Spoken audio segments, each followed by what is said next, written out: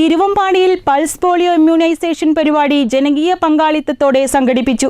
Polio തുള്ളിമരുന്ന് വിതരണത്തിന്റെ പഞ്ചായത്ത് തല ഉദ്ഘാടനം തിരുവമ്പാടി ബസ് സ്റ്റാൻഡിൽ ഗ്രാമപഞ്ചായത്ത് പ്രസിഡന്റ് ജിതിൻ പല്ലാട്ട് നിർവഹിച്ചു.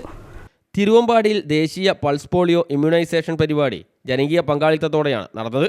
പ്രത്യേകം സജ്ജീകരിച്ച 33 ബൂത്തുകളിലും ഗ്രാമപഞ്ചായത്തിൻ്റെയും കുടുംബാരോഗ്യ കേന്ദ്രത്തിൻ്റെയും സാമൂഹ്യക്ഷേമ വകുപ്പിൻ്റെയും തിരുവമ്പാടി സർവീസ് സഹകരണ ബാങ്കിൻ്റെയും മറ്റ് സന്നദ്ധ സംഘടനകളുടെയും നേതൃത്വത്തിലാണ് തുള്ളിമരുന്ന് വിതരണം നടത്തിയത്. പോളിയോ തുള്ളിമരുന്ന് വിതരണത്തിൻ്റെ പഞ്ചായത്ത് തല ഉദ്ഘാടനം തിരുവമ്പാടി ബസ് സ്റ്റാൻഡ് ഓപ്പൺ സ്റ്റേജിൽ വെച്ച് ഗ്രാമപഞ്ചായത്ത് പ്രസിഡന്റ് ജിതിൻ പല്ലാട്ട് നിർവഹിച്ചു.